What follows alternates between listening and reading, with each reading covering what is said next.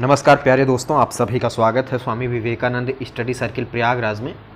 दोस्तों UP triple S C PET के exam के लिए मॉडल पेपर लगातार चल रहा है, तो यहाँ पे तीसरा मॉडल पेपर जो है यहाँ पे मैं आपको सॉल्व कराऊंगा। आप लोग इन प्रश्नों को ध्यान से पढ़िए क्योंकि ये प्रश्न लगभग एग्ज़ाम में आने तय हैं, आ सकते हैं, इसलिए आप प्रैक्टिस किए रहेंगे तो एग्ज़ाम में आपको जो है प्रश्नों का अगर सामना हुआ तो आसानी से आप कर पाएंगे। जैसे एक प्रश्न है, बहुत ही अच्छा प्रश्न है कि निम्नलिखित में से वह व्यक्ति कौन है जो संसद सदस्य नहीं है, यानी संसद का सदस्य तो नहीं है लेकिन उसे संसद को संबोधित करने का अधिकार है। इसमें जैसे चारों ऑप्शन दिए गए हैं, चारों ऑप्शन में कोई भी ऐसा व्यक्ति नहीं है, कोई भी जो संसद का सदस्य है, लेकिन एक ऐसा सदस्य है जिसको संसद को संबोधित करने का अधिकार है, और उस सदस्य का नाम क्या है दोस्तों? भारत का अटॉर्नी जनरल। जो भारत का अटॉर्नी जनरल होता है उसको संसद में संबोधन यानी संसद को संबोधित करने का अधिकार दिया गया है। जैसे सांसद लोग संबोधित करते हैं, प्रधानमंत्री संबोधित करते हैं, अन्य मंत्री संबोधित करते हैं, उसी तरह से भारत का अटॉर्नी जनरल जो है वो संसद को संबोधित करने का अधिकार रखता है। तो ये प्रश्न पूछा जा सकता है, इसलिए आप ध्यानपूर्वक जो है थोड़ा सा देख लीजिएगा क्योंकि महत्वपूर्ण प्रश्न है। अगर अगले प्रश्न की बात करें कि प्रश्न दिया गया है कि निम्नलिखित में से कौन से हमारे सौर मंडल का एक आंतरिक ग्रह या पार्थिव ग्रह है, तो आंतरिक ग्रह पूछा गया है। तो सूर्य से निकटतम चार जो ग्रह हैं वो आंतरिक है, जैसे बुध, शुक्र, पृथ्वी, मंगल, ये चार जो हैं ये हैं आंतरिक ग्रह, और बाकी जो हैं वो बाह्य ग्रह हैं। तो इसमें शुक्र, बुध और पृथ्वी, मंगल में यहाँ पे ऑप्शन में क्या दिया गया है? मंगल। तो जो सौर मंडल का आंतरिक ग्रह या पार्थिव ग्रह कहलाता है वो है ऑप्शन में दिए गए ग्रहों में, वो है मंगल। इसको हम लोग क्या कहते हैं? इसको हम लोग दोस्तों कहते हैं स्थलीय ग्रह या चट्टानी ग्रह, मुख्य रूप से कहा जाता है। तो यहाँ पे जो आंतरिक ग्रह वो है मंगल। अगर अगले प्रश्न की बात करें यहाँ पर, तो योग दर्शन के प्रवर्तक कौन थे? योग दर्शन, अगर योग दर्शन की बात करें हम लोग थोड़ा सा यहाँ पर दोस्तों, प्रवर्तक पूछे जाते हैं। योग दर्शन, न्याय दर्शन, सांख्य दर्शन, वैशेषिक, मीमांसा। तो इसके लिए आपको ये ध्यान रखना बहुत ज़रूरी है। अगर हम लोग न्याय दर्शन की बात करें तो न्याय दर्शन के लिए गौतम हो जाएंगे। कौन? गौतम ऋषि। ये चीज़ ध्यान रखिएगा क्योंकि आगे आने वाले एग्जाम्स में पूछे जाते हैं।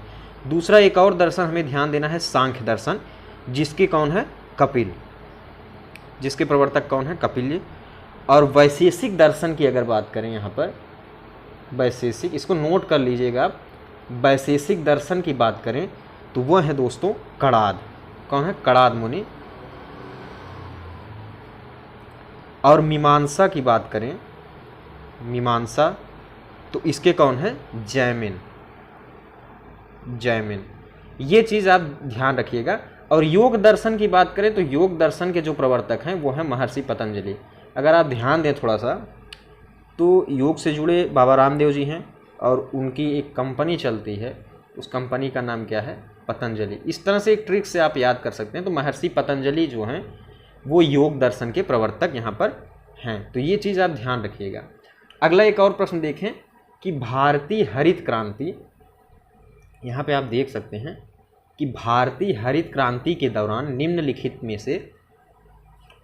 में से किन अनाजों का अत्यधिक उत्पादन किया गया? आपको पता है कि हरित क्रांति की गई थी, क्यों की गई थी साथियों? अगर हरित क्रांति की बात करें तो भारत में इसकी शुरुआत 1966 से 67 के बीच हुआ था। इसको आधुनिक तरह से बीजों का प्रयोग किया गया था इसमें। और इसमें अगर अत्यधिक उत्पादन की बात करें हम लोग तो गेहूं और ज्वार की उत्पादकता जो है ये बढ़ाई गई थी सबसे ज़्यादा। ये प्रश्न पूछा जा सकता है कि हरित क्रांति तो हुई थी, कब हुई थी? आपको पता ही है कि 1966-67 में हरित क्रांति लाई गई भारत में। इसमें सबसे ज़्यादा किस फसलों या किस अनाजों की उत्पादन जो है बढ़ी, तो वो है दोस्तों गेहूं और ज्वार। इन दोनों की जो उत्पादकता है, उत्पादन है, वो सबसे ज़्यादा जो है ये बढ़ी थी। अगला एक और प्रश्न है कि पानीपत का प्रथम युद्ध किसके बीच हुआ था? आपको पता होना चाहिए कि पानीपत में कितने युद्ध हुए थे? 3 युद्ध हुए थे, पहला, दूसरा और तीसरा। तो इसमें आपका प्रथम युद्ध पूछा गया है कि प्रथम युद्ध किसके बीच हुआ? प्रथम युद्ध दोस्तों कब लड़ा गया? 1526 में। उस समय कौन आया था? बाबर। और बाबर ने एक तरह से लड़ाई की थी, बाबर से युद्ध हुआ किसके बीच? दिल्ली के सुल्तान इब्राहिम लोदी के बीच। इब्राहिम लोदी वहाँ क्या था, दिल्ली का सुल्तान था। उसके और बाबर के बीच पहला पानीपत बैटल हुआ, पानीपत युद्ध हुआ 1526 में।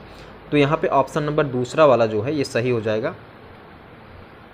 अगर अगले प्रश्न की बात करें तो एक प्रश्न यहाँ पर दिया गया है कि निम्नलिखित में से कौन सा राजस्व व्यय का एक उदाहरण है?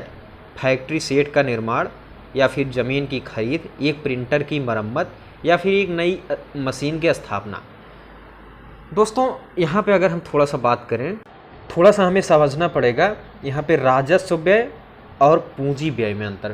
पूंजी व्यय जो होता है, पूंजी व्यय इसमें क्या होता है, इसमें किसी नए चीज़ का निर्माण यानी सृजन करना, किसी नए चीज़ का संपत्ति अर्जित करना या फिर निर्माण करना, तो ये एक तरह से पूंजी व्यय हो गया। और राजस्व व्यय की बात करें अगर, तो राजस्व व्यय जो है वो उस किसी चीज़ की रखरखाव में या फिर उसके मरम्मत में किया जाता है। तो यहाँ पर आप देख लीजिए कि राजस्व व्यय ऐसा व्यय होगा जो नया नहीं होगा, बल्कि किसी चीज़ की मरम्मत या उसके रखरखाव की बात करेगा। तो फैक्ट्री सेट का निर्माण ये तो नया कार्य हो रहा है, ज़मीन खरीदना ये भी नया कार्य हो रहा है, और एक मशीन की स्थापना ये भी क्या है, एक नया कार्य है, यानी ये पूंजी व्यय में आएंगे। लेकिन एक प्रिंटर का मरम्मत जो है, एक प्रिंटर की मरम्मत जो है ये आएगा राजस्व व्यय में। किस में आएगा? राजस्व व्यय में। तो यहाँ पे सही ऑप्शन जो हो जाएगा, राजस्व व्यय का जो उदाहरण है वो है एक प्रिंटर की मरम्मत। ये प्रश्न आपने देखा होगा। अगर अगले प्रश्न की हम लोग बात करें, यहाँ पे आप देख सकते हैं थोड़ा सा कि निम्नलिखित में से किस मृदा की ढुलाई गुरुत्वाकर्षण द्वारा होती है? तो इसमें दोस्तों जो हिमनद मृदा होती है, हिमनद मृदा, इसकी जो ढुलाई होती है वो किससे होती है? गुरुत्वाकर्षण के द्वारा। किसके द्वारा? गुरुत्वाकर्षण के द्वारा। तो ये प्रश्न आप ध्यान रखिएगा। अगला एक और प्रश्न देखें अगर हम, कि एक आदमी 5 मीटर की दूरी जो है साफ तरीके से नहीं देख पा रहा है, तो उसको कौन सा रोग हुआ है? थोड़ा ध्यान रखिएगा आप लोग, 5 मीटर की दूरी की बात कर रहा है, यानी अगर कोई व्यक्ति 5 मीटर की दूरी को बिल्कुल अच्छे तरीके से, साफ तरीके से नहीं देख सकता, तो उसको एक रोग हुआ है। उस रोग का नाम आपको पूछा है। दोस्तों उसे जो रोग हुआ है वो हुआ है मायोपिया। कौन सा रोग है? मायोपिया, यानी निकट दृष्टि दोष। उसे हो गया है निकट दृष्टि दोष, या मायोपिया के नाम से हम लोग उसको क्या करते हैं, जानते हैं। यहाँ पर ये जो है सही हो जाएगा। अगर अगले प्रश्न की बात करें कि एसआई पद्धति में मूल भौतिक राशियों की संख्या कितनी है, ये प्रश्न पूछा गया है। तो थोड़ा सा ध्यान देंगे। एसआई पद्धति में दोस्तों कुल जो है, अगर हम राशियों की, भौतिक राशियों की बात करें, तो वो राशियाँ कितनी हैं? 7। कितनी है? 7 जो है मूल भौतिक राशियाँ हैं। तो ऑप्शन नंबर बी यहाँ पर सही हो जाएगा। अगर अगले प्रश्न की बात करें कि इंडिया डिवाइडेड नामक पुस्तक, ये बहुत ही फेमस ये पुस्तक है, इंडिया डिवाइडेड, ये किसने लिखी है, ये प्रश्न पूछा गया है। तो ये लिखी है हमारे देश के पहले राष्ट्रपति और संविधान सभा के अध्यक्ष doctor Rajendra Prasad. India divided बहुत फेमस महत्वपूर्ण पुस्तक है।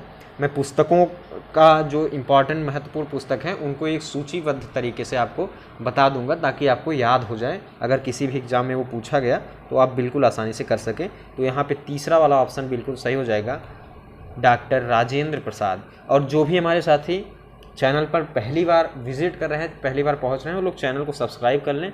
और चैनल को सब्सक्राइब के साथ साथ आप बेल आइकन को प्रेस करिएगा, तब आपको वीडियो का नोटिफिकेशन आसानी से जो है प्राप्त हो जाएगा। अगर अगले प्रश्न की बात करें, 11वां प्रश्न यहाँ पर है कि प्राकृतिक रेडियो एक्टिवता की खोज किसने की है? रेडियो एक्टिवता की खोज किसने की? तो वो खोज की गई थी हेनरी बैकरेल के द्वारा। किसके द्वारा? हेनरी बैकरेल के द्वारा प्राकृतिक रेडियो एक्टिवता की खोज की गई। तो ऑप्शन नंबर चौथा यहाँ पर सही हो जाएगा। अगर अगले प्रश्न की बात करें कि यूरोप में जो उच्चतम पर्वत शिखर हैं उनमें से एक पर्वत है माउंट एल्ब्रूस, वो स्थित कहाँ पर है? यूरोप के किस देश में माउंट एल्ब्रूस स्थित है, ये प्रश्न पूछा गया है। तो साथियों जो एल्ब्रूस पर्वत है यहाँ पर, ये स्थित है रूस में। कहाँ पर स्थित है? ये है रूस में। रूस का एक स्थान है काराचाय, काराचाय, वहीं पर ये एल्ब्रूस पर्वत है। और एक चीज़ और ध्यान रखिएगा कि ये क्या है, सुप्त ज्वालामुखी है, यहाँ पर सुप्त ज्वालामुखी, ये चीज़ आप ध्यान रखिएगा। इसकी अगर हम सीमा की बात करें तो जॉर्जिया से इसकी सीमा जो है टच करती है। तो यहाँ पे यूरोप का जो सबसे मतलब ऊंचे शिखरों में एक है वो है एल्ब्रूस, वो स्थित है रूस में। ऑप्शन नंबर सी यहाँ पर बिल्कुल सही हो जाएगा। एक और प्रश्न है कि जीवों के अध्ययन को कहा क्या जाता है, यानी अगर हम जीवों के व्यवहार के बारे में अगर अध्ययन कर रहे हैं, उस अध्ययन को क्या कहते हैं। सारे अध्ययन को मैं आपको बता दूंगा, एक सूची जो है आपको प्रोवाइड कर दूंगा, आप उसमें देख लीजिएगा और मैं वीडियो भी बना दूंगा ताकि आप अच्छे से उसको समझ पाएँ। तो ये प्रश्न पूछा गया है, तो इसमें जो सही ऑप्शन हो जाएगा मेरे दोस्तों वो कौन सा हो जाएगा, इथोलॉजी। कौन सा, इथोलॉजी।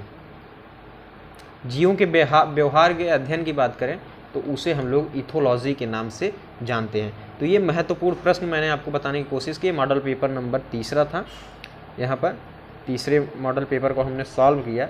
अब अगला मॉडल पेपर आपको प्रोवाइड हो जाएगा, आप लोग चैनल को ज़रूर सब्सक्राइब कर लीजिए। आप सभी का बहुत बहुत धन्यवाद।